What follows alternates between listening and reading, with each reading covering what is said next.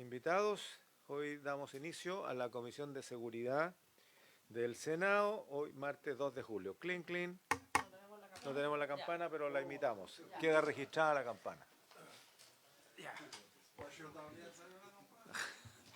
Señor secretario, le pido que dé lectura a la cuenta. No hay cuenta, presidente. Muy bien, entonces iniciamos de inmediato con el orden del día. ¿Hay puntos varios, colegas? Yo tengo un punto vario que quisiera tomar, gracias. Entonces, se registra el inicio de la sesión. Yo quisiera un punto vario porque quiero pedirle el acuerdo a la comisión para convocar a una reunión, definiremos si va a ser secreta o no secreta, primero con el ministro de Justicia para poder cerrar el ciclo de conversaciones respecto a la situación carcelaria y particularmente la situación de gendarmería con la situación carcelaria. Recordemos que tuvimos una primera reunión hace algún tiempo. Me parece que la situación se ha venido agravando incluso, lo hemos conversado aquí mismo, el senador Sandón ya había pedido una sesión secreta hace tiempo atrás, yo creo que bien vale la pena volverla, terminarla, digamos, y tener más información todavía. Lo segundo es que podamos convocar al director de la Agencia Nacional de Inteligencia para dar cuenta de lo que fue un trabajo muy intenso, muy productivo, muy beneficioso para el trámite legislativo de lo que significa la creación o más bien la modernización del Sistema Nacional de Inteligencia y que gracias a la generosidad de las instituciones españolas pudimos tener de primera mano información de cómo funcionan los países eficientes en materia de prevención de terrorismo, crimen organizado y también el radicalismo violento. Y en eso creo que las instituciones chilenas bien merecen una buena conversación. Y en esta conversación yo invitaría al director de la Agencia Nacional de Inteligencia y también al ministro de Hacienda o a la subsecretaria de Hacienda. Y lo digo en este sentido porque siento que definitivamente este es un tema de disponibilidad de recursos, además de lo que significa la decisión técnico-política del Ministerio del Interior. Ahí estuvieron los 4 asesores del Ministerio del Interior y lo que aprovecho de informar, ya tendremos tiempo, hoy día íbamos a almorzar con el director de la ANI, tuvo una dificultad médica, por lo tanto ese almuerzo está postergado, porque siento de que el Ejecutivo, yo no sé si logró entender, a lo menos amplió su mirada respecto a lo que significa la necesidad de generar un sistema que permita de verdad adelantarse o prever actos violentos como lo que aquí se ha señalado. Así que en ese escenario pido el acuerdo para que hagamos esas dos convocatorias. ¿Estaríamos de acuerdo? De acuerdo. Muy bien. Sin más, entonces vamos a continuar con el estudio de las indicaciones presentadas. Senador Durana. No, solo que en lo que usted presentó en relación al tema carcelario, yo creo que es súper importante que más allá que esté el ministro de Justicia, esté el director nacional de Gendarmería, porque hay un tema presupuestario serio. Entonces, obviamente, hay muchos parlamentarios que tenemos que socializar fundamentalmente con quienes están en las comisiones mixtas de presupuesto. Muy bien. Así que yo le pediría que incorporara al director Agregamos nacional de al director de Gendarmería. Bueno, vamos a entrar entonces en el... Hoy día vamos a ver solo inteligencia, ¿no es cierto, Lasca? Hoy solo vamos a ver el subsistema de inteligencia económica y en ese escenario yo quiero, antes de iniciar el debate, plantearle al Ejecutivo algo que algunos senadoras y senadores lo hemos conversado y también con algunos especialistas. El título de la creación de un sistema, un subsistema de inteligencia económica, a algunas personas les incomoda el de inteligencia económica, pero como es el título del proyecto, lo original, y este no es un tema que hayamos conversado, pero lo hemos escuchado, de pronto pudiese darse una vuelta, que antes que terminemos de votar, se ha sugerido el de cambiarlo por subsistema de inteligencia financiera, porque hacia allá apunta. Denle una vuelta al Ejecutivo y nos responde, nosotros lo conversaremos con los asesores legislativos. Esto lo hemos recibido de distintos sectores políticos en términos de que sería, se entiende por algunos expertos, un error hablar de sistema de inteligencia económica en general, sino que estamos hablando de inteligencia financiera. Denle una vuelta porque como ya no hay plazo para indicaciones, pero podíamos hacerlo aquí por unanimidad y se le cambia ese alcance nada más. Muy bien. Entonces vamos a continuar con el estudio de las indicaciones presentadas al proyecto de ley que crea el subsistema de inteligencia económica y establece otras medidas para la prevención y alerta de las actividades que digan relación con el crimen organizado de acuerdo al boletín 15.975/25. Presidente, Señor si me secretario. permite, en las carpetas los senadores tienen 2 documentos. Los que están encima están los textos acordados en la sesión anterior, artículos 1 a 4, y el segundo es un cuadro, el que tiene usted, senador, en la mano, que es el que han preparado los asesores como propuestas para la sesión de hoy. En todo caso, gracias, señor secretario. En todo caso, quiero en 2 líneas poner en contexto lo que hemos venido haciendo y lo que vamos a hacer. Lo primero es que estamos en la segunda sesión de votación en particular. Recordemos que hubo alrededor de 140 indicaciones y las 20 indicaciones despachadas en la sesión anterior significó aprobar los 4 primeros artículos, ¿no? Del 1 al 4. Por otro lado, la mesa técnica ha estado trabajando con regularidad, han estado participando prácticamente todos los asesores legislativos con mucha frecuencia. Y hoy nos proponen despachar asuntos contenidos en 60 indicaciones aproximadamente, ¿no? Y reflejado estas 60 indicaciones en 3 artículos, si me prestan atención, porque es bien importante, porque cada indicación nos genera un artículo en particular. 60 indicaciones que fueron trabajadas por la mesa se han convertido entonces en la propuesta de hoy de 3 artículos.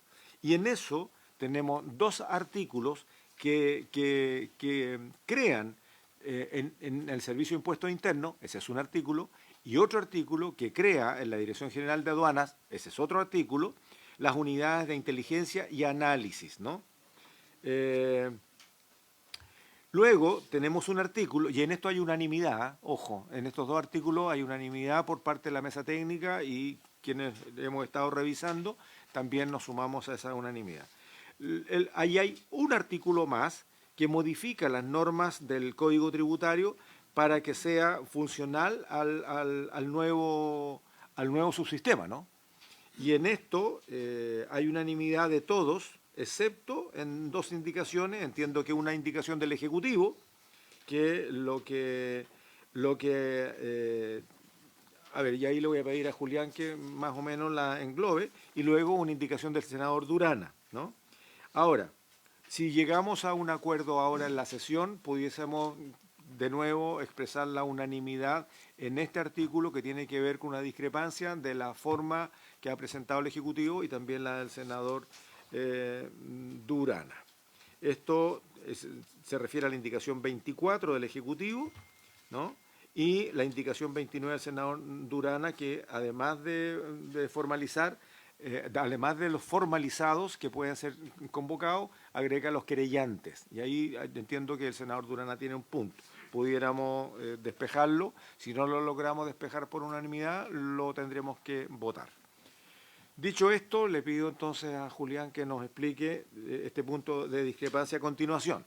Cierro la presentación diciendo de que, además de estos 3 artículos que los podemos despachar hoy día, tendríamos un 4º artículo, que es el artículo 25, pero yo ahí pediría, estimados colegas, porque esto es el no catch. El no catch, que significa tener un control y un límite sobre las transacciones de hasta un cierto monto. En el caso, si mal no recuerdo, los franceses y los italianos establecen un máximo de transacciones al contado de 2.500 euros. Y en el caso español, no permiten transacciones al contado de más de 1.000 euros. En este caso, no está dicho el no permitir, en este caso está dicho el registrar operaciones, pero hablan de una UTA, o sea, de 800.000 pesos al año. Entonces, ese es un punto que, como no, seguramente no pretendemos inventar la pólvora ya la inventaron hace varios miles de años y en este tema los europeos también los norteamericanos llevan bastante correteo y que por lo tanto sería bueno pedir un informe a la biblioteca que nos informe exactamente cuál es el alcance y el contenido respecto del no catch en algunos países de la Unión Europea y qué es lo que pasa en Estados Unidos, ¿no? Y del por qué. Yo entiendo que todos esos países ponen un límite a la transacción al contado y los obligan a entrar al sistema bancario o al uso de una tarjeta de crédito, pero no al cash. Porque lo que tenemos hoy día, estimados colegas, son tiendas en nuestro país, tiendas de alta gama, de vehículos, de joyería, de ropa de alto valor, que tienen máquinas contadoras de billetes, la que tienen los bancos. Entonces la pregunta es, ¿y por qué? Si esa es la mejor manera de hacer lavado, además de la inversión inmobiliaria. Entonces yo pediría, sí, la joyería en general, yo le pediría que ese artículo lo esperemos unos días hasta que la biblioteca del Congreso, y ahí le pediríamos a nuestro asesor que nos pueda informar en un breve comparado respecto de lo que hacen los europeos, de lo que hacen otros países desarrollados, no europeos, digamos, respecto del no cash, que es todo un movimiento para evitar el lavado de dinero. Y por último, para solamente informarles que, de acuerdo a lo que me informa Carolina, que es la coordinadora de la mesa técnica, que el Ejecutivo está trabajando en preparar una respuesta para resolver los otros 16 artículos.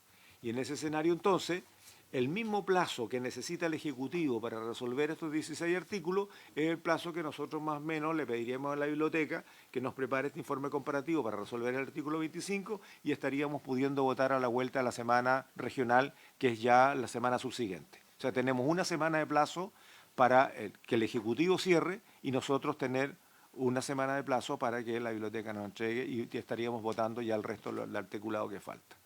Bien, dicho esto, procedemos a dar votación, a no ser que la subsecretaria quiera señalar alguna materia antes de empezar a votar o alguno de los colegas. Y partimos con la votación. Sí, presidente, por su intermedio, solo señalar que lo que en lo que dice relación con la indicación del artículo que daba cuenta de la compra en efectivo, nosotros señalar que no lo estábamos prohibiendo. Lo que sí estamos haciendo es que se identifique el contribuyente o la persona con su RUT que estaba adquiriendo un bien en efectivo y el monto originalmente era la sumatoria de la compra, que podían ser varios artículos, y lo que se trabajó en la mesa con los asesores, que fue parte de nuestra indicación, es que más que varios artículos, que la sumatoria de lo que hoy día es a junio una UTA son 789.000 pesos, fuera una única objeto de valor de 700, alrededor de una UTA que hoy día son 790.000 pesos, para ponerlo encerrado. Esa era y esa es la indicación nuestra, ¿ah?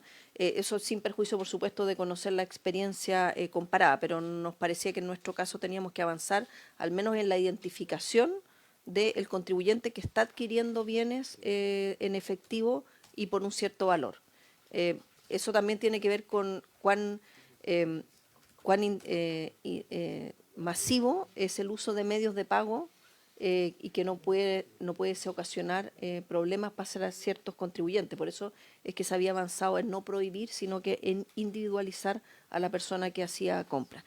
Y respecto de los acuerdos con la mesa, nosotros habíamos entendido, presidente, por su intermedio, de que igualmente podíamos seguir avanzando algunos ámbitos la próxima semana, que todavía no es distrital, porque la distrital es la subsiguiente. Eso lo pongo como nota. A ver, yo voy a esperar, y eso es lo que he propuesto a la comisión, el informe de la biblioteca. ¿Sabe por qué? A ver, mire, en el mejoramiento del Sistema Nacional de Inteligencia hemos tenido demasiadas discrepancias con el Ejecutivo. Este proyecto está radicado en la Cámara, ¿no? Pero a la vista de lo que estuvimos trabajando la semana pasada, y la senadora Bodanovich, el senador Durana, el senador Piu, y los colegas diputados que estuvimos ahí, más los asesores legislativos, tomamos completa conciencia de que el historial de los países de la Unión Europea es mucho más larga, mucho más contundente, con una respuesta de los distintos gobiernos mucho más efectiva de lo que nosotros estamos pensando hacer. En este caso, dado que los países de la Unión han tomado la decisión de combatir el lavado a través del no catch, en ese caso prohíben. Entonces, veámoslo, por eso estoy pidiendo el comparativo, porque en una de esas podemos alcanzar. Me recordaba Carolina recién el caso, por ejemplo, de este feriante que llevaba una gran cantidad de dinero, lo asaltan, lo maltratan. La pregunta es, ¿por qué tiene que llevar efectivo? ¿Por qué no se pueden haber otro tipo de transacciones? También los permite protegerlos, digamos, porque hay gente que por historia, los pescadores artesanales, los que venden locos, los que venden centolla, andan con el billete, me entienden, en el bolsillo. Yo creo que eso lo que hace es llamar a los delincuentes, te fijas, y ponerlos en riesgo, independientemente de la cuestión que tenga que ver con lavado de dinero. Entonces, yo creo que démosle una vuelta. Ahora, en todo caso, subsecretaria, yo entiendo que el Ejecutivo ha estado pidiendo plazo respecto de cómo van a resolver las indicaciones faltantes, que son 16 artículos que tienen que resolver. Entiendo que el Ejecutivo está conteste a la velocidad con que estamos trabajando hasta el momento este proyecto, desde que empezamos a votarlo y cómo ha venido trabajando la mesa técnica. Entonces, yo no sé si ustedes van a estar disponibles para seguir en votación o esperamos el informe de la biblioteca, ustedes se preparan bien, la mesa técnica la trabaja durante la próxima semana y la regional y terminamos de votar el total de lo articulado a la vuelta. Yo creo que es un plazo razonable para despacharlo inmediatamente al regreso. Senador Sandón. Que yo tenía un punto varios, perdón, y se me olvidó, solo dejarlo para que lo estudie. Ayer tuve una conversación larga con unas personas de Colchane y me dicen que siguen pasando casi 400 personas todos los días. Sería súper bueno que esta comisión sesionara ya, que fuéramos a ver ese tema. O sea, hay un tema súper grave. Nada más. Pero alguien ya que que el vive senador Sandón hizo y en el fair play que nos caracteriza para poder avanzar, yo quiero, y hago un paréntesis, ¿no? Y tomamos aire para empezar a votar al tiro. Quiero decirles también que también lo conversamos entre los tres senadores que estamos aquí, además lo que plantea el senador Osandón, respecto a la preocupación que existe por la macrozona norte. Yo quisiera pedir el acuerdo a la Comisión para que volvamos a insistir por tercera vez en las Comisiones Unidas de Defensa y Seguridad por la... A ver, estamos trabajando con RUF, pero hemos tenido Comisiones Unidas de Defensa y Seguridad para tratar la macrozona sur. Yo pedí que pudiéramos hacer el mismo ejercicio antes de que se voten las prórrogas de los estados de excepción de la macrozona norte, que se conforme una comisión, porque no sabemos lo que está pasando en la macrozona norte, sabemos lo que pasa en la macrozona sur, con bastante detalle. Participan las ministras del Interior, la ministra de Defensa, las policías, ambas participa el Comando Conjunto de la Fuerza Armada y no sabemos lo que está pasando en el norte. Lo pedí formalmente y hasta el momento no hemos tenido convocatoria, por lo tanto, si ustedes tienen a bien acompañarnos en esto, yo pediría que formemos la Comisión Unida por la Macrozona Norte. Ahí está el meollo del problema principal que tenemos, las fronteras abiertas. Mientras no cerremos la frontera, mientras sigamos teniendo un estado de excepción acotado, las Fuerzas Armadas no pueden hacer prácticamente nada, excepto ser disuasivos. Y en eso podemos pedir autorización, ya lo habíamos conversado con el senador Durán hace unos días atrás, autorización porque vamos a tener dos sesiones fuera de la región, de la sede legislativa, una en el sur y otra en la frontera norte. Y yo creo que deberíamos pedir autorización a la presidencia del Senado para que nos permita sesionar en la región de Arica-Parinacota, cosa que pudiésemos tener o en Colchane o en alguna otra localidad la posibilidad de vivir la cotidianidad. El contrabando, ya semilla de corrupción, y el paso de personas por pasos no habilitados no ha cambiado prácticamente nada. Entonces yo quisiera pedirle el acuerdo en dos materias. Lo del insistir en la Comisión Mixta de Defensa y Seguridad para la macrozona norte, en primer lugar, ¿tomaríamos el acuerdo? Acordado. Muy bien. Lo vamos a hacer llegar formalmente, secretario, un ratito más.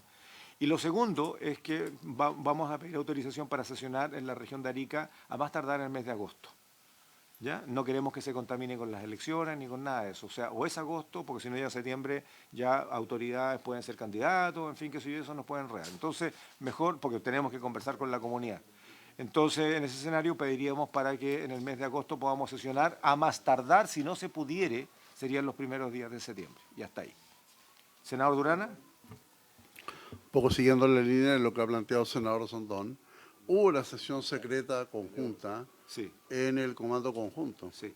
en donde se analizó la situación migratoria completa y el plan de, o mejor digamos, lo que es este estado de excepción de zona con la presencia de las Fuerzas Armadas.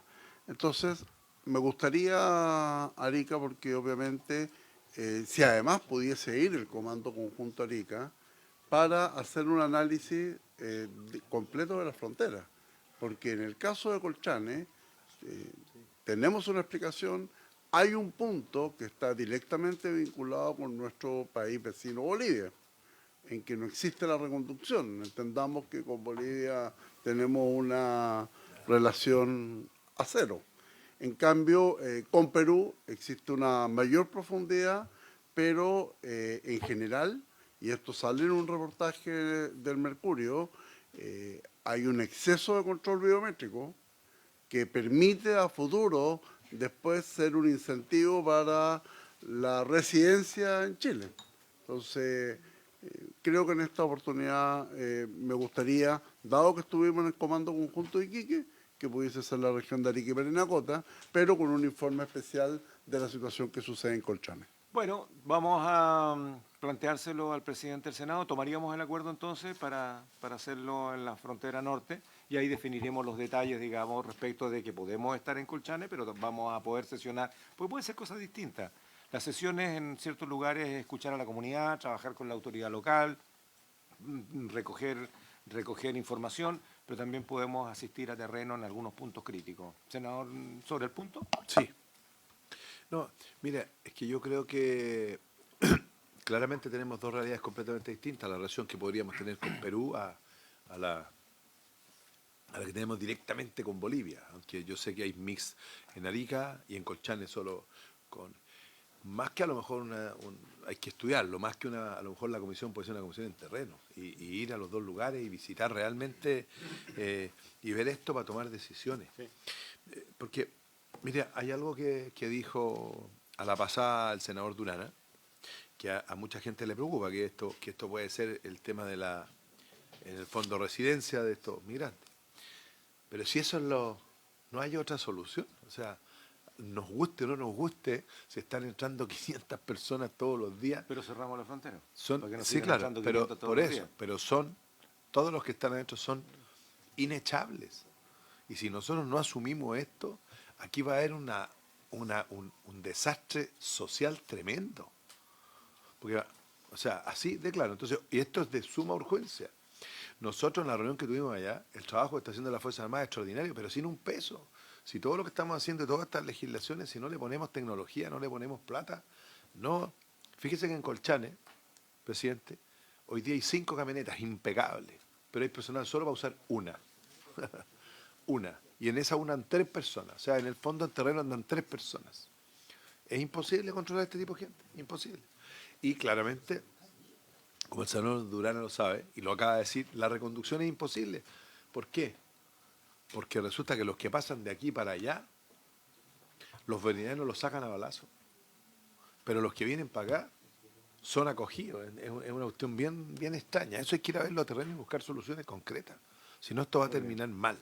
Ojalá fuera a lo mejor un mix, más que tanta comisión sentado escuchando, es ir a escuchar, pero en terreno, ver lo que pasa. Podemos hacer las dos cosas. Muy bien. Tomamos el acuerdo entonces, le vamos a dar forma y se lo vamos a proponer a usted dependiendo de lo que acordemos. ¿Les parece? Muy bien.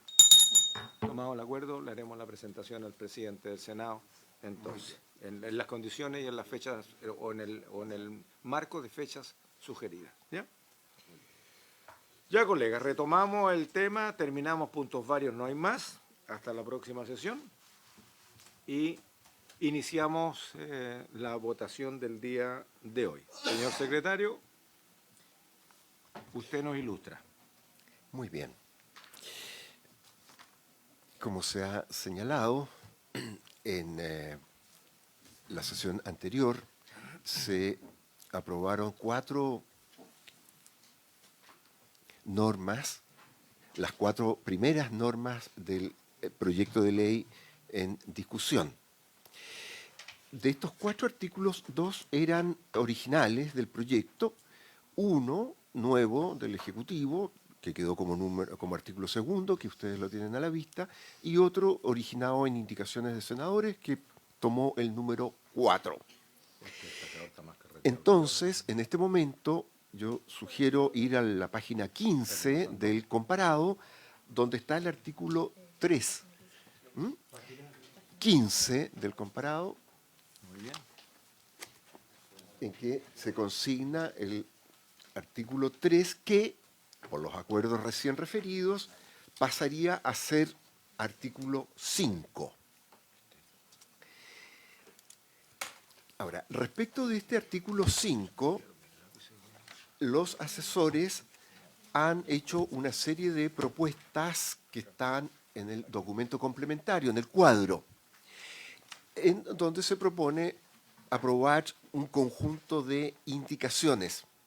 Sin embargo, por la naturaleza del artículo 3 de la página 15, no se ha redactado un texto compuesto, porque es un texto bastante complejo, extenso, que modifica más de 12, 13 artículos distintos.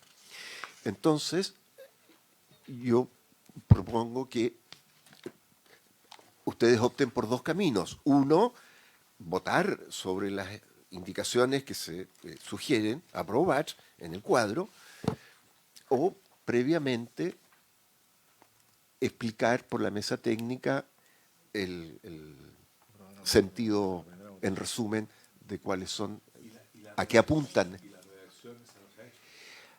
Es que no es tan simple porque hay que votar las indicaciones primero. Sí, sí, por supuesto. Pero esto refleja los dos artículos que crean en aduana e impuestos internos. Respecto, con esto termino. Respecto de este conjunto de indicaciones, estamos dejando fuera, porque ya el artículo 3 se refiere al secreto bancario, cuestión que está quedando fuera de la discusión y votación hoy día. Eso.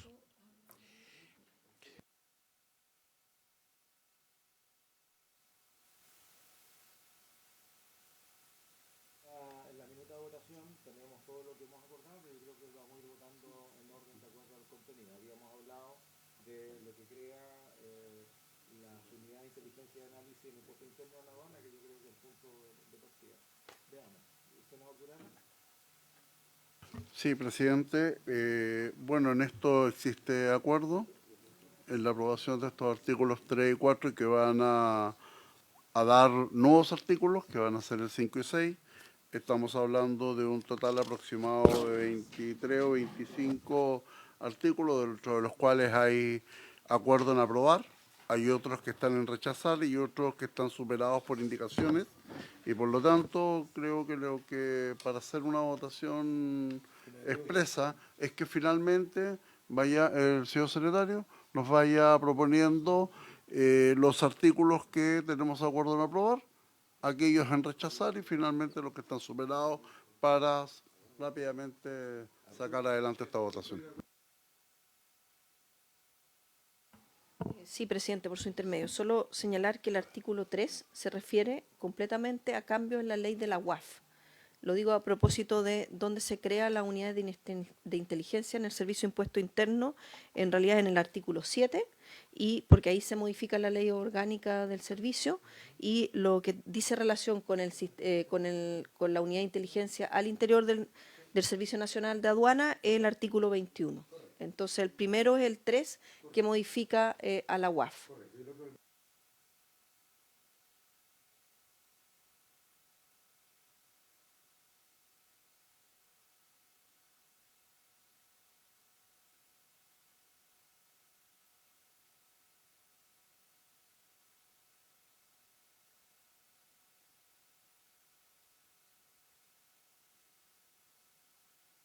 Hasta el 25 se refieren al artículo 3. Sí, pues.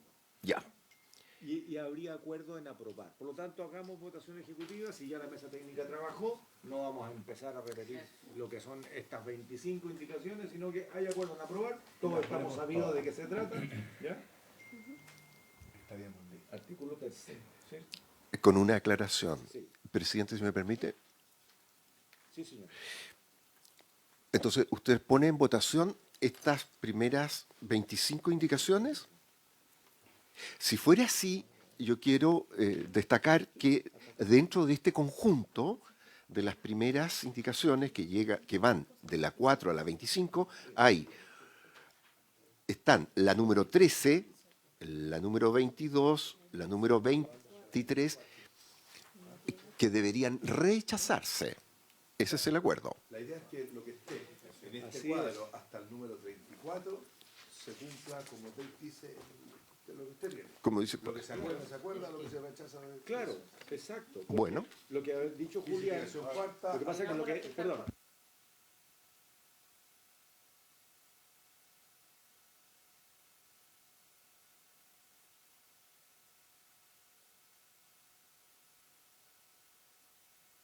En la mayoría en aprobar una serie de indicaciones y rechazar otras. Esos acuerdos de aprobación y de rechazación de indicaciones da cuenta de una postura general de cómo van a quedar los artículos. ¿Sí? Sí, pues. Aquí tenemos un documento que tiene un cuadro que parte con el número 4 y termina con el número 34. Eso es lo primero que vamos a aprobar y rechazar. Y después entramos a lo otro. Y teniendo claro, presidente, a ver, son 27 artículos,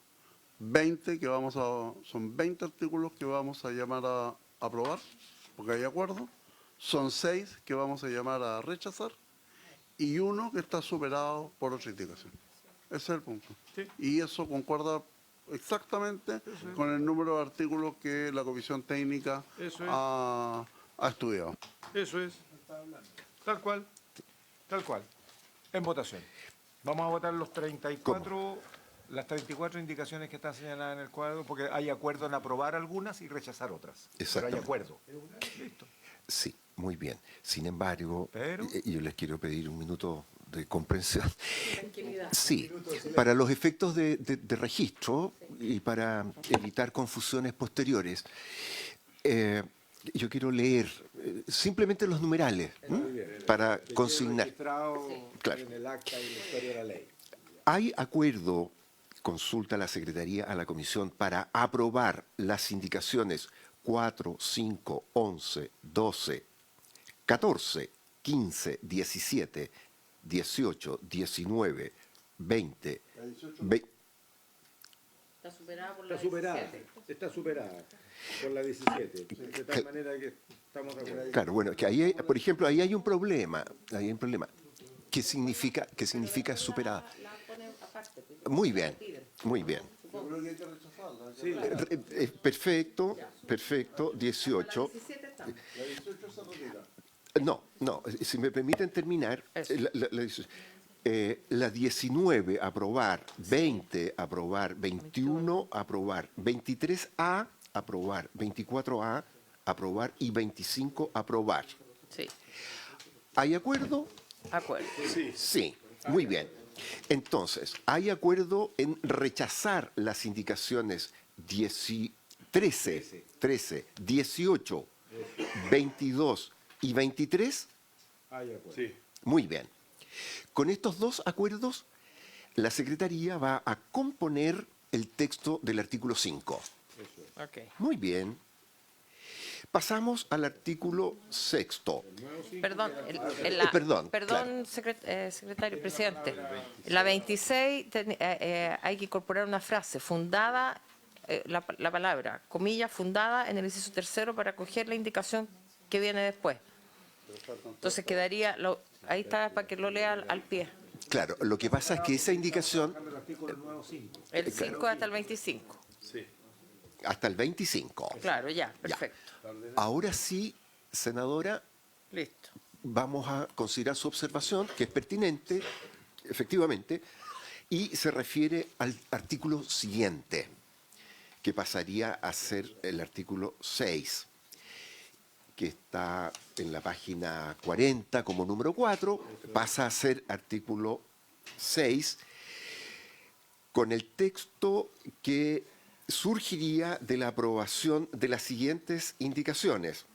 Indicación 26, con el cambio que señalaba la señora Bodanovich. La indicación 29A, 30, 31, 32, 32A y 34. Muy bien. ¿Habría acuerdo? De acuerdo. Ya. Respecto de este mismo artículo 4, que pasa a ser 6, se entiende que están rechazadas las indicaciones 27, 20 y 28 27, 28 y 33. Y 33. Rechazado. Muy bien. Muy bien. Despachados los artículos 3 y 4 que pasan a ser 5 y 6. 5 y 6. Bien, resuelto entonces los artículos 5º nuevo y 6º nuevo. ¿Sí? Muy bien. Bueno, entiendo que lo del secreto bancario, por acuerdo de la mesa técnica, no lo vamos a votar ahora. Yo creo que va a ser de los últimos temas que vamos a revisar, porque es lo que más controversia ha generado. Después vamos a seguir avanzando con los demás. Así que eso está pendiente. Sí.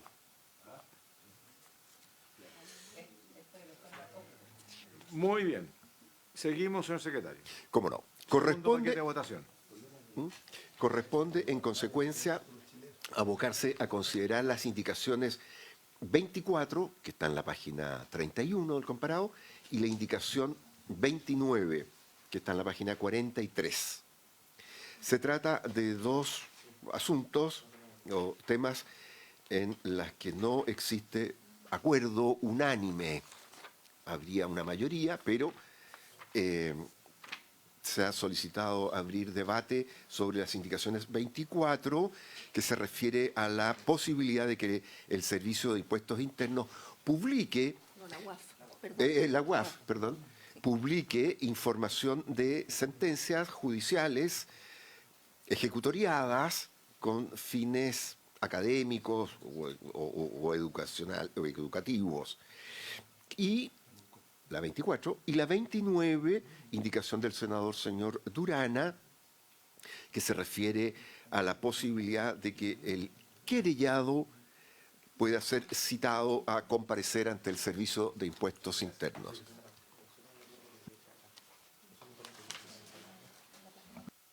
Muy bien, estamos en la página 31 del comparado. Ofrezco la palabra. Ejecutivo. Presidente, por su intermedio. Estamos modificando lo que tiene que ver con el artículo 13 de la unidad de análisis financiero. Y lo que se está agregando es permitir que en casos de sentencias penales ejecutoriadas, o sea que no es algo que esté en proceso, sino que está ejecutoriado, el director de la UAF pueda dar a conocer determinada información al público vinculada con casos con fines más bien educativos, para que no vuelvan a ocurrir. Esto se debe a que hay una interpretación restrictiva que se ha hecho en la práctica de lo que puede difundir la UAF.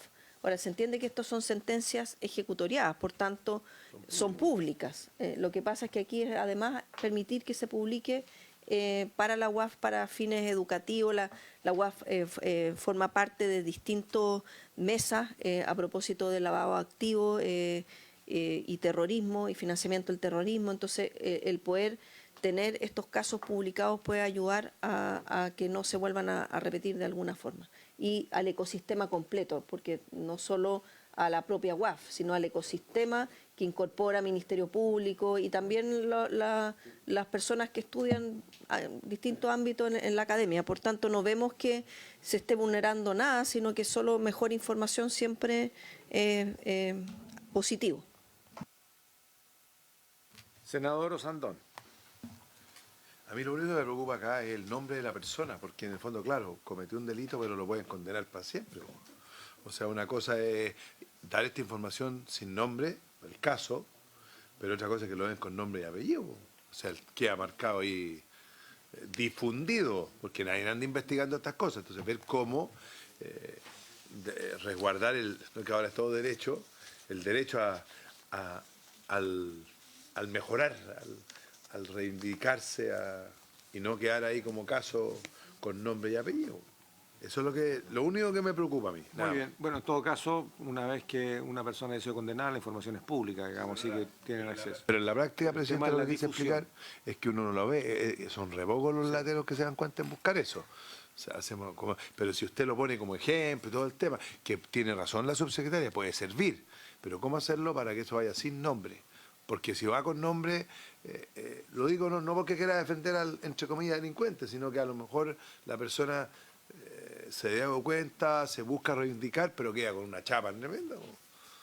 Senadora Aduana y senador Gracias, Durana. presidente. Este tema lo planteó la propia Unidad de Análisis Financiero cuando estuvieron acá exponiendo. Y tiene que ver con que precisamente, tal como ocurre en otras normativas, por ejemplo, en el caso de condenas a empresas por temas respecto de sus trabajadores, se publican. Hay sentencias que se publican con nombre y apellido de las quienes cometieron actos en contra de sus trabajadores. Lo mismo ocurre no, pero puede ser también un empleador, una persona particular. O sea, las sentencias son públicas. Y el efecto que se busca con esto, precisamente, es el efecto disuasivo. Publicarlo sin nombre y apellido, la verdad es que para mí implica un encubrimiento de una actividad delictual y no estaría disponible yo para aceptar una norma de ese tipo, presidente. Me parece que precisamente lo que se está buscando aquí es que las personas asuman las consecuencias de su acto. Se está haciendo un trabajo serio de acuerdo a los estándares internacionales, a la OCDE, y si hay alguien que está condenado, esa sentencia es pública, de manera tal que se puede analizar en la academia, se puede analizar en distintos espacios y sin tener que ocultar la identidad, porque la verdad es que es parte de la sanción que ocurre. Y todo esto del derecho al olvido es otro tema, es algo que tendríamos que tratar en otro espacio y más aún la reinserción social, porque tal como quedarían estas personas que incurran en actos delictuales de este tipo, quedan todos los chilenos y chilenas, o extranjeros también, que cometen delitos de algún tipo y quedan finalmente expuestos a que sus antecedentes penales consignen esto y que puedan ser también conocidos públicamente. Gracias, presidente. Gracias, senadora Aduano y senador Durana. Perdón, senador Osandón, senador Durana. No, sí, yo quiero aclarar que yo no estoy en lo absoluto de acuerdo en que se encubra a nadie. Para mí el planteamiento no es encubrimiento y no es presentar. No es lo mismo, no sé, pues presentar un nombre de una compañía que hizo una cosa a que hagan lo mismo con una pyme. Yo no estoy de acuerdo que el caso no se discuta. Además es público. Si alguien quiere investigarlo y alguien quiere hacer un negocio y participar con alguien, tiene todo el derecho y lo puede hacer e investigar.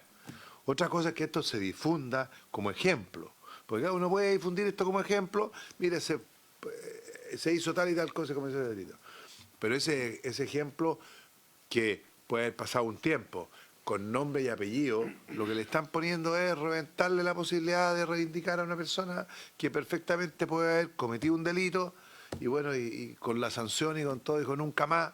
Y claramente, si él se va a meter con un fondo de inversiones, con un banco, con quien sea, uno va a estudiar su antecedente. Pero otra cosa es que se publique. Lo encuentro un poco peligroso, ¿ah? Sobre todo al derecho a tratar de reivindicarse, no de encubrir. Yo no estoy en contra de que se ponga el caso, pero es como cuando algunas empresas se consiguen que muchos académicos o asesores pongan sus casos exitosos en las universidades. Y es una tremenda propaganda. Todos estudian el caso Nike, el caso aquí y allá, pero eso no es porque es porque alguien lo metió ahí. Y eso tiene un efecto súper positivo hacia esa empresa. Mírenlo al revés. Puede ser muy negativo para alguien que quiera surgir. Yo no digo que, ya supongo que la sentencia lo habrá castigado y tendrá todos sus castigos y además queda con los papeles manchados. Pero otra cosa, encuentro que difundirlo con nombre y apellido me parece que puede causar un daño a una persona que quiera o una empresa que quiera reivindicarse. Gracias, senador Sandón. Senador Durana, senadora Aduano y su secretaria. Presidente, en especial este punto en el que obviamente hemos traído esta indicación y en la que estamos conversando con los señores parlamentarios y también con el Ejecutivo, tiene directa relación no a esconder lo que obviamente nosotros estamos plenamente de acuerdo que tiene que ser transparente. Pero una cosa es que una determinada sentencia ejecutoriada sea pública y otra que quede en la norma en que finalmente tengamos que el Ejecutivo difundirlo o la unidad de análisis financiera difundirlo expresamente. Miren, hay hasta programas de televisión de casos con sentencia ejecutoriada que obviamente se transmite, pero se protegen también personas inocentes porque en general en una causa penal hay culpables y nosotros no estamos protegiendo a los culpables, pero también hay personas inocentes que caen dentro del sistema. A mí lo que me preocupa es que esto pase a ser un derecho a informar por parte de la unidad de análisis financiero y no algo que obviamente todo el mundo reconoce que es público, que puede ser sujeto de estudio por cualquier centro de estudio o universidad. Pero una cosa es lo público y lo otro obviamente que es la difusión en torno a generar acciones que creo que en algún minuto pueden rayar en alguna intencionalidad partidista, por decirlo de alguna forma.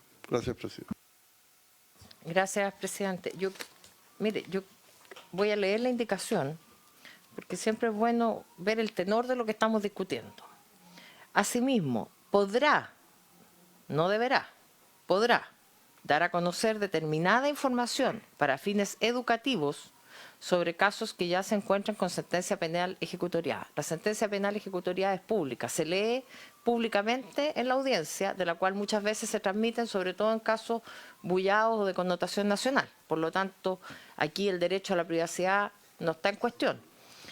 Segundo, no impone una obligación, sino que más bien faculta. Y además dice, a mi juicio, incluso sobrando esa alocución para fines educativos, porque yo creo que podría ser para cualquier fin.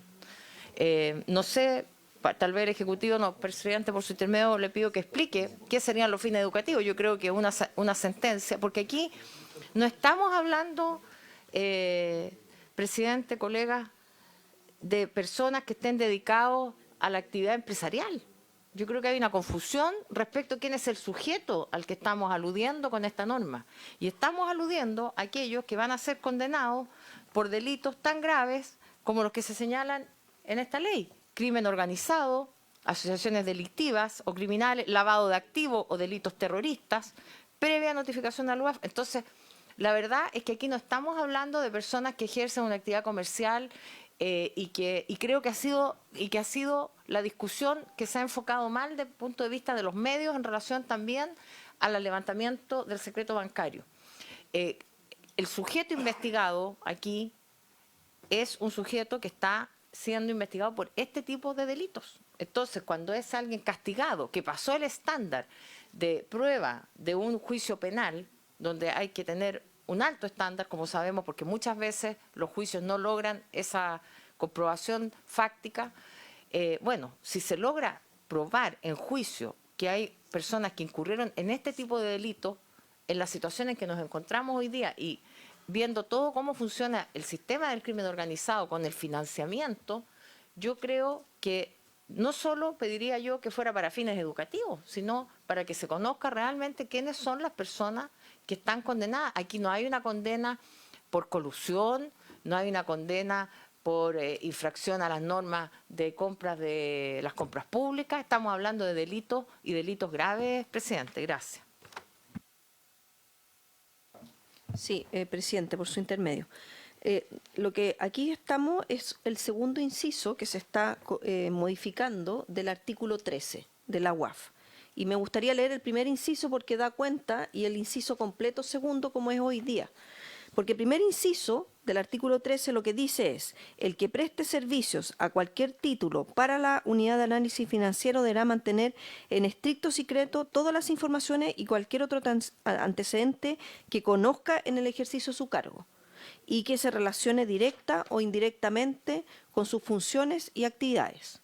Y después el segundo inciso parte de la siguiente forma: lo previsto en el inciso anterior no obsta a la facultad del director para dar a conocer o proporcionar información global y no personalizada para fines exclusivamente estadísticos o de gestión. Y lo que se agrega es, asimismo, podrá dar a conocer determinada información para fines educativos sobre casos que ya se encuentren en sentencia penal ejecutoria. Entonces, el segundo inciso de partida habla de que no es personalizado y que se van a analizar casos que, para quienes nos ha tocado el privilegio de estudiar fuera de Chile, muchas veces la forma de enseñar es a través de casos en vez de otra forma quizás más... no sé cuál es la palabra, pero como de solo lecture sin... Y esto ayuda a eso, a generar esos casos.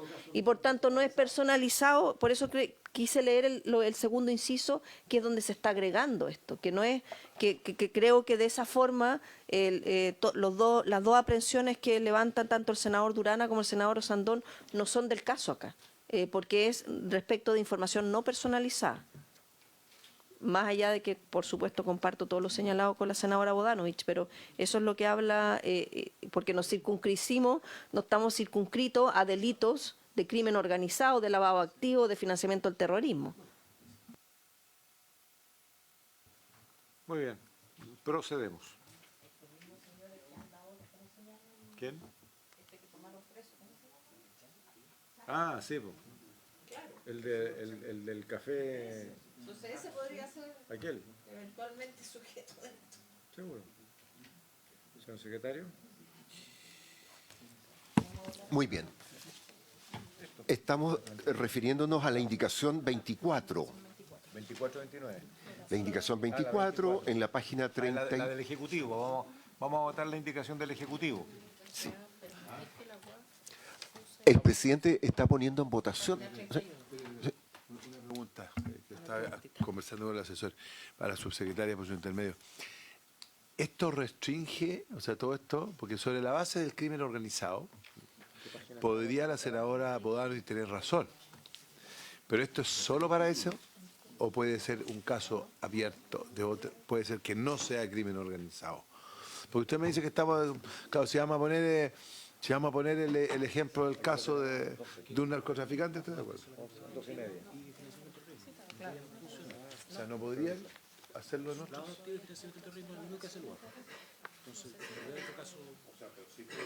¿Podría o no? ¿Qué caso? No, porque está dentro de las facultades de la unidad de análisis financiero. Que no sentencia ejecutoria la puede usar para fines lucrativos. Los casos que lleva son esos dos. ¿Y no puede llevar otro tipo de casos? No tiene dentro de sus funciones. A ver, yo no voy a impedir el diálogo porque creo que en este caso es lo perdona. más ejecutivo que puedan conversarlo. Claro, o es que es re asesoren importante lo que se está diciendo aquí, perdón, explicar. Porque en el fondo sí, como dices tú, ¿cómo te llamas? José Miguel. Sí, José Miguel dice que la UAF solo puede ver ese tipo de casos. No, o sea, está bien lo que dice la senadora, lo que dice la senadora Bodanovich, pero si abre otros casos, que pudiera hablar de otros casos que no sean del crimen organizado, ahí la cosa es distinta. Porque en el fondo ahí es más complicado. Si se acota solo a esos dos, yo estoy de acuerdo en votar a favor, pero si no... Secretaria, Aquí, ¿sí puede aclarar? claro. Ya, vamos a pedir que tú lo expliques.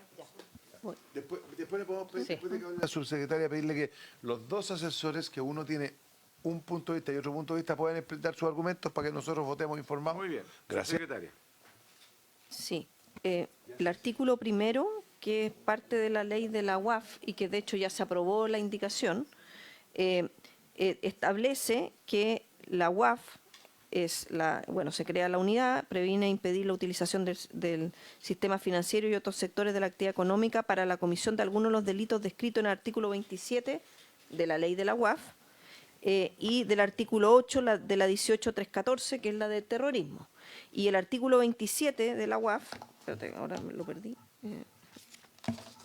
está en el título 3 de su ley, que dice disposiciones varias, será castigado con presidio mayor, y están los grados, y ¿cuáles son? Y por ejemplo está la ley 20.000, que es la que sanciona el ilícito de estupefacientes, está la 18.314, que determina las conductas terroristas. Entonces, está acotado a cuál es el ámbito de acción de la UAF. Entonces, creo que eso es importante. Segundo, vuelvo a reiterar que esto no es personalizado y es para estudio de casos.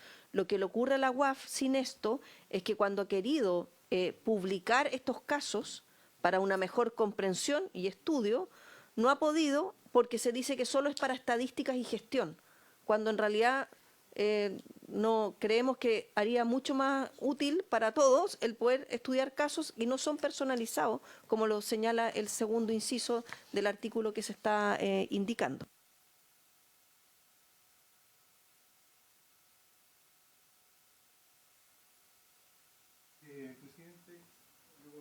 Pero usa el micrófono para que quede. Gracias. Gracias por el privilegio, presidente. A ver, primero, con respecto a lo que me dice la subsecretaria, yo creo que no comparto su interpretación de que esto está dentro de un ámbito de no personalización. Porque si el artículo se quedase hasta el punto seguido después de la palabra gestión, ¿qué significa la gestión de la UAF? Precisamente, entre otras cosas, dar a conocer, difundir, participar de programas educativos, etc. Si el artículo ya hace hasta ahí. Sin embargo, él asimismo abre este artículo y abre a cualquier, a determinada información que se va a decidir de forma administrativa, a determinada información que se quiera utilizar para fines educativos. Es decir, se está haciendo una permisión en una ley que abre el tema de la no personalización de los datos. Primer punto. Segundo, si este artículo hiciese una referencia expresa a los dos artículos que ha mencionado la señora subsecretaria, es decir, a ese tipo de delitos, cambia la figura. ¿Por qué? Porque se está refiriendo a esos dos tipos de delitos que participa la UAF. Pero aquí se está hablando de sentencias penales ejecutoriadas en forma general. No se está restringiendo a ese tipo de delitos. Si esto se restringiese a ese tipo de delitos, en esa parte yo estoy de acuerdo, salvo lo que he mencionado de personalización. Pero no lo restringe. Por lo tanto, esto queda abierto. Es decir, el día de mañana, la UAF puede sacar un libro con todas las sentencias penales ejecutoriadas. Y ojo, que en las sentencias penales ejecutoriadas, como se ha mencionado, no solamente se mencionan a personas que finalmente son declaradas culpables, sino también a personas que han sido declaradas inocentes. Y se menciona además circunstancias que no necesariamente se refieren al crimen propiamente tal. Entonces, nadie dice que la información no sea pública, nadie dice que no conste en bases de datos y que cualquier ciudadano, en su legítimo derecho, o cualquier investigador pueda asistir a esas bases de datos. Pero al publicarlos por la UAF, una sentencia ejecutoriada con nombre y apellido se transgreden garantías constitucionales, en mi opinión, y además se transgrede el futuro derecho al olvido que tiene cualquier condenado en nuestra sociedad, porque hay que recordar que uno de los fines de la pena es la resocialización y la reinserción de la persona que ha cometido un delito en nuestra sociedad. Esa es mi opinión, con todo respeto, presidente. Don José Miguel. Señor presidente, por su intermedio, poco puedo agregar a lo que ya señaló la subsecretaria, pero hay que entender el artículo en su contexto completo. En informaciones públicas, por tanto, ningún funcionario público vulnera comete el delito de divulgación de secreto si es que eventualmente comunica esta información. ¿Cómo empieza este artículo? Este artículo 13 empieza diciendo que toda la información que reciben los funcionarios del UAF en el ejercicio de sus funciones es secreta. Por tanto, sus funciones que tienen que ver con delitos de lavado de activos, financiación del terrorismo y narcotráfico, financiación del narcotráfico, etc., los que leyó la subsecretaria. Y el inciso siguiente lo que hace es hacer una excepción. Dice, no corre este secreto para fines estadísticos o de gestión. Y lo que se está agregando es que tampoco corre este secreto para divulgar sentencias penales ejecutoriadas con fines educativos. Por tanto, lo que está pasando es que el secreto está vinculado específicamente a sus funciones y lo que se está levantando es el secreto respecto a esas funciones, que son solamente aquellas que señaló la subsecretaria por su intermedio, señor presidente, porque en el resto la información es pública. Por tanto, sí está vinculado a los casos de delitos de lavado de activos y financiación del terrorismo, porque son las funciones sobre las cuales tiene obligación de secreto el funcionario del UAF, incluyendo el director. Esa es nuestra opinión, por lo menos, señor presidente. Muchas gracias.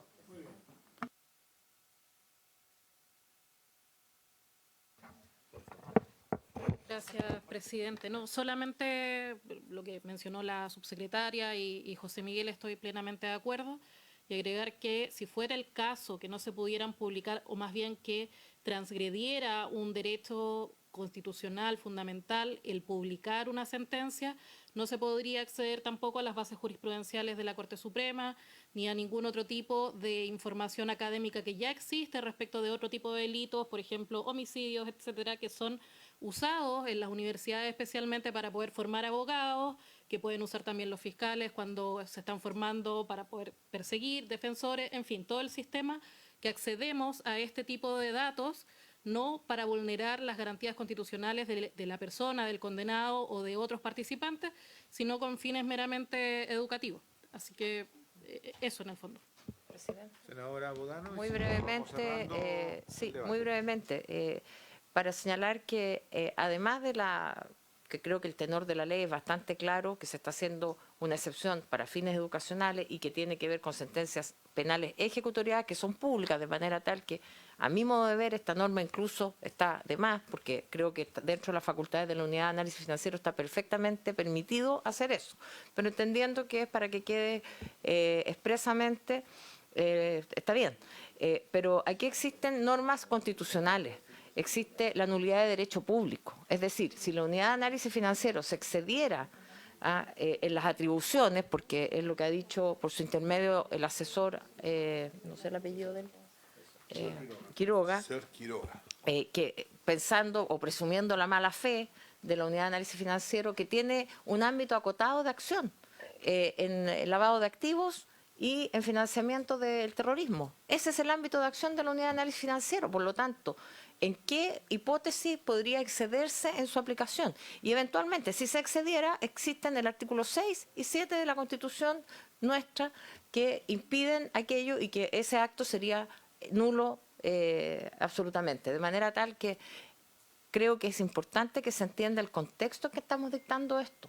Y que incluso el fin educativo al que aludió la subsecretaria o que alude el artículo es importante, no solo para la universidad, sino para las personas, para los obligados, porque hay actos que se están prohibiendo y que si se sancionan, la comunidad toda, que es lo que queremos, va a respetar la ley y vamos de esa manera también a impedir el financiamiento del terrorismo y el lavado de activos. Entonces, yo creo que es muy importante este artículo, que se entienda cuál es la finalidad. No hay una finalidad persecutoria, no hay una finalidad de exponer a las personas, porque finalmente quienes sean expuestos son los que van a ser condenados en un juicio penal de acuerdo a un alto estándar probatorio que es el de nuestro sistema. Gracias, presidente. Muy bien. Aclaradas las cosas, continuamos. Señor secretario, vamos a ver, tenemos dos indicaciones, la del Ejecutivo que está en discusión y yo concuerdo que se refiere exclusivamente a condiciones en donde hay sentencia ejecutoria en relación al crimen organizado, no es sobre cualquier otra materia. Y luego vamos a tratar de la indicación 29 del senador Durana, respecto a la comparecencia del querellado, ¿o no? Señor secretario. Muy bien. Siguiendo el orden de las indicaciones, el presidente pone en votación la número 24. Esta indicación 24 es del presidente de la República y plantea agregar en el inciso segundo del artículo 13 de la ley de la UAF un párrafo del siguiente tenor. Asimismo, una oración, perdón. Asimismo, podrá dar a conocer determinada información para fines educativos sobre casos que ya se encuentren con sentencia penal ejecutoriada.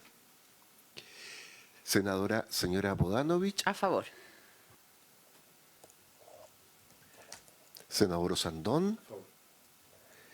Senador Durana. Me voy a abstener. Abstención. Senador señor Quintana. Presidente. A favor. Muy bien. Aprobada la indicación 24 por 4 votos a favor y 1 abstención. En segundo lugar, corresponde que la comisión se pronuncie sobre la indicación número 29, que está en la página 43 del comparado. La indicación 29 es del senador señor Durana y 43. Presidente, ¿podemos hacer el mismo ejercicio? Que el asesor de César, el asesor, defienda su... Y después José Miguel de la otra postura, porque es bastante más claro. Yo le voy a dar la opinión, le voy a dar la palabra al autor, al senador Durana, para que defienda su indicación. Y si hay algo que aclarar, en contrario, le ofreceré la palabra, en este caso al Ejecutivo, o en fin, yo creo que vamos a poder avanzar. Muy bien, respecto a la indicación 29 de la comparecencia al Servicio de Impuestos Internos por parte del querellado. Senador Durana. La verdad es que esta indicación es muy simple. Creo que no basta que una persona esté querellada o denunciada para que comparezca, al menos creo que debería existir la acción de la formalización. Desde esa mirada, si no, obviamente cualquier persona puede ser denunciada, puede ser querellada y va a ser sometida a todos los análisis o situaciones que se puedan generar. Yo creo que tal como se estableció en la discusión del punto anterior, obviamente los estándares y niveles probatorios hay que valorarlos, y desde esa mirada, si es que finalmente el persecutor tiene las acciones tendientes a formalizarlo, bueno, obviamente es porque tiene la convicción de que una persona puede ser culpable y obviamente tendrá que presentar los antecedentes. Yo solamente estoy solicitando que no basta que exista una denuncia o una querella. Quiero solicitarle al Ejecutivo, y esto es una pregunta, si el Servicio de Impuestos Internos tiene atribuciones hoy día para citar a un imputado, a un formalizado, a un querellado, a cualquier persona, porque eso, en suma, nos permite resolver. ¿Tiene o no tiene atribuciones? ¿Subsecretaria?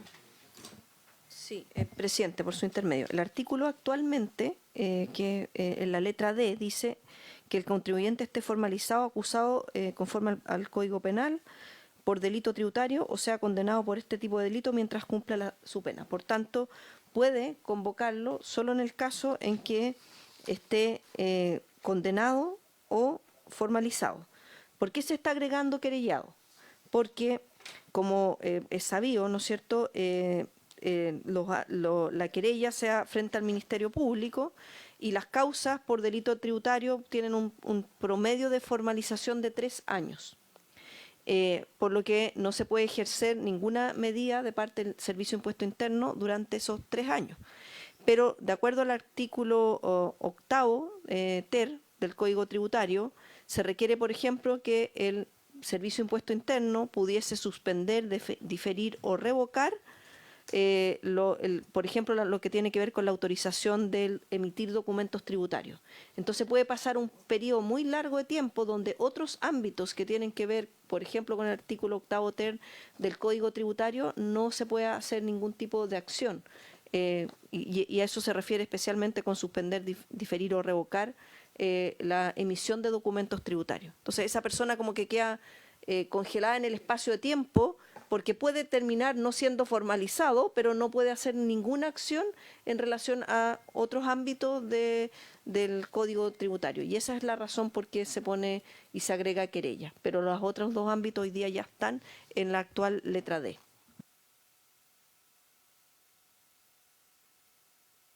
Gracias, presidente. Gracias. Yo insisto en que leamos el artículo completo, porque esto es con el propósito de asistir a los contribuyentes y prevenir el incumplimiento tributario originado en actuaciones u omisiones del contribuyente o de terceros. ¿Y qué es lo que puede hacer el servicio? Solicitar la comparecencia de los contribuyentes. Luego, se señala en el numeral D que el contribuyente esté formalizado. Una de las hipótesis es que esté formalizado o acusado conforme al Código Procesal Penal por delito tributario o condenado. Y se está agregando querellado. La acción es privativa del Servicio de Impuestos Internos para deducir querella. Y es cierto lo que dice la subsecretaria por su intermedio, presidente, en cuanto a la demora de los juicios. Si lo que estamos haciendo aquí es porque yo soy garantista, entiendo las garantías procesales, entiendo el debido proceso, todo esto está en la Constitución, son derechos fundamentales de los ciudadanos, de los contribuyentes, por cierto, y nosotros no estamos derogando todo aquello. Nosotros se va a mantener vigente la Constitución, se mantienen vigentes las garantías constitucionales y eventualmente, si hay alguien que entienda que sus garantías fundamentales están siendo vulneradas, siendo querellado, va a tener las acciones, un amparo o distintas acciones cautelares frente a los jueces de garantía. Nosotros no estamos derogando las garantías constitucionales que son necesarias en un régimen democrático, pero sí nos estamos preocupando de que en una hipótesis eventual que haya una querella y que todavía no esté formalizado, le estemos dando ese instrumento al Servicio de Impuestos Internos para que, repito, asiste con el propósito de asistir a los contribuyentes, es decir, darle asistencia y prevenir el incumplimiento tributario. Entonces a mí me parece incluso un fin loable el que le estamos dando al servicio, que es para que la persona demuestre por qué tiene un patrimonio que faculte para tasar o haga, en el fondo, una defensa ante el servicio previo a ser en la justicia.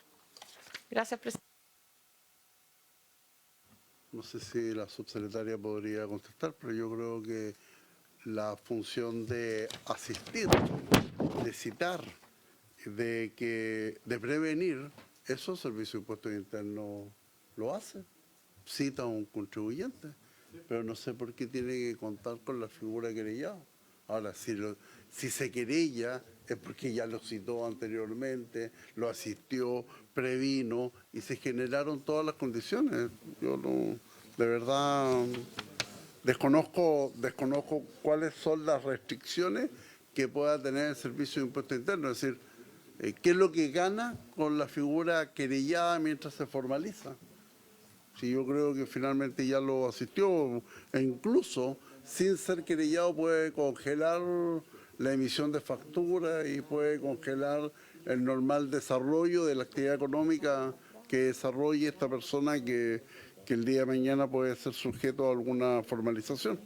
O sea, eso me gustaría entenderlo de mejor manera, no tengo una animadversión con respecto a esta, pero me preocupa la figura de la querella, cuando lo mismo que dice este artículo lo puede hacer sin necesidad de ser querella. Bueno, sobre el punto, subsecretaria, ha sido solicitada su aclaración, porque, a ver, yo entiendo, tal como ya se ha dicho, que cualquier persona puede ser citada, cualquier contribuyente puede ser citado por impuestos internos para asesorarlo, para asistirlo, para investigarlo, ¿no? Y en eso cabe un imputado, un formalizado, un querellado. Yo entiendo también, y esa es la lectura que se puede hacer, es que tratándose de investigaciones, estamos hablando siempre sobre crimen organizado. Si no estuviese dicho expresamente, podría reclamarse que no estando señalado expresamente en la ley, no, y ahí entonces alargamos una investigación innecesariamente. Me imagino que por esa razón el Ejecutivo quiere señalarlo expresamente, porque si no cabría dentro de lo que significa cualquier contribuyente. Ha sido consultada su secretaria. Sí, presidente, por su intermedio. A ver, lo que ocurre, y por eso yo daba cuenta de lo que señalaba el octavo ter del Código Tributario, porque dice que las autorizaciones otorgadas conforme a este artículo podrán ser diferidas, revocadas o restringidas, y me refiero a los documentos tributarios, por el director regional o quien corresponda, de acuerdo a las situaciones a que se refieren las letras B, C y D del artículo 59 bis. Y la B habla de que incurran reiteradamente en infracciones establecidas en el numeral 6.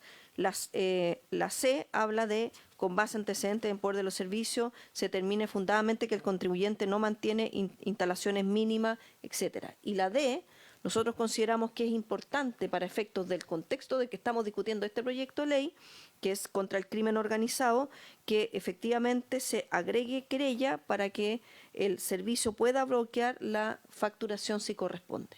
Ese es como el ámbito a lo que hacemos en referencia.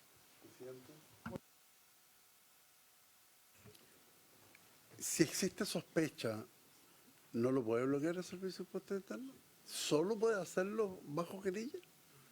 Yo creo que puede bloquear igual.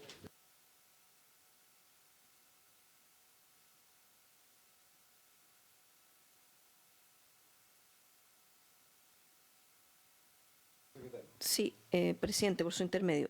No lo puede hacer. En la letra C hoy día agregamos, no, pero en la letra C, con base en los antecedentes por el servicio internet, fundamentalmente contribuyente no mantiene. No, eso es otra cosa. Perdón, en el octavo ter, que ya se aprobó, de hecho, acá. Es el que leí, pero agregamos en la indicación, deme un segundo.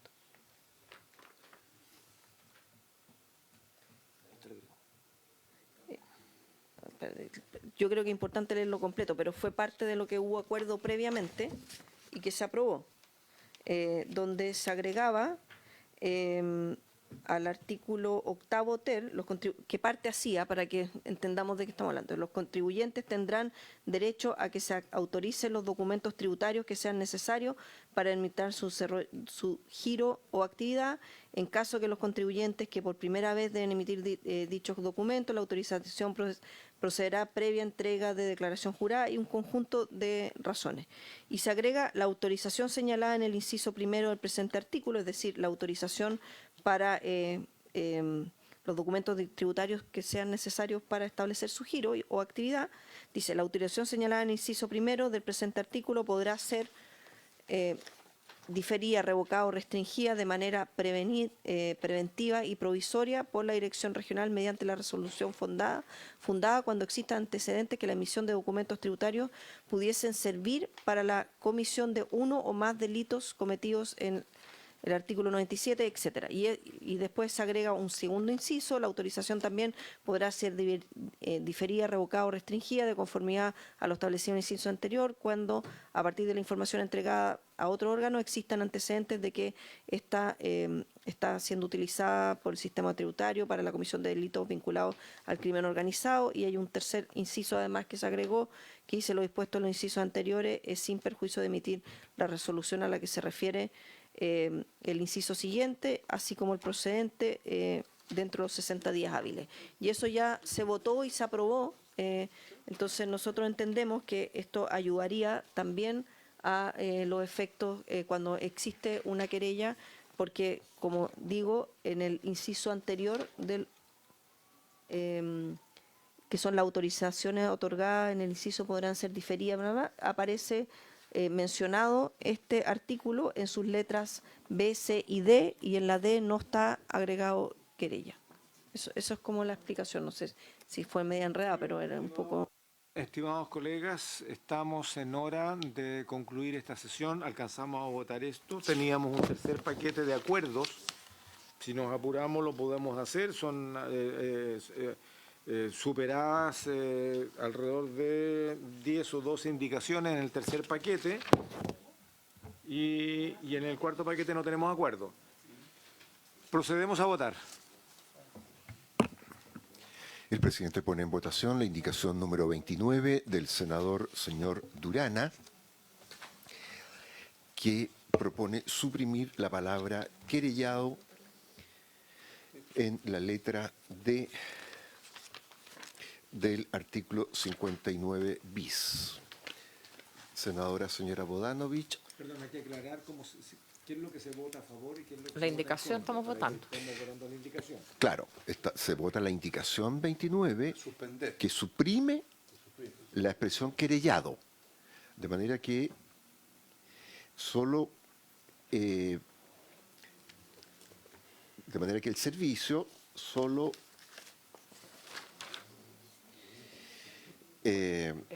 pueda asistir a los contribuyentes y prevenir el incumplimiento tributario originado en actuaciones o omisiones del propio contribuyente o de terceros, y solicite la comparecencia de solamente formalizado o acusado, más no querellado, como lo plantea el senador Durana. Eso es. La aprobación de la indicación impide agregar la palabra querellado. El rechazo de la indicación se traduce en agregar la expresión querellado. ¿De acuerdo? Está claro. O sea, si se aprueba la indicación del senador Durana que se debe sacar la expresión querellado. Si se rechaza la indicación, queda dentro de lo que ha planteado el Ejecutivo. ¿Sí? Sí. Se vota la indicación 29 que suprime la expresión querellado. Senadora Bodanovich. En contra. Senador Sandón. Senador señor Durana. La verdad que el artículo 8º que leyó la subsecretaria es muy claro, es muy categórico, está dentro del paquete de acuerdo. Creo que la palabra querellado es una expresión más para, no sé, dar mayores facultades al Servicio de Impuestos Internos. La verdad que voy a mantener mi abstención. Muy bien. Senador señor Quintana. Presidente. Rechazo. Rechazada la indicación por 4 votos en contra y 1 abstención. Muy bien. Se rechaza la indicación. Bien, colegas, vamos a buscar el espacio para poder continuar esta votación. Tenemos un tercer paquete, pero que ya hay un acuerdo por parte de la mesa técnica, pero para mejor comprensión y facilitar el debate lo vamos a dejar pendiente. Yo creo que vamos a sacar alrededor de 15 artículos, 15 indicaciones más con facilidad. Muy bien, por haberse cumplido el objeto de esta sesión, se levanta.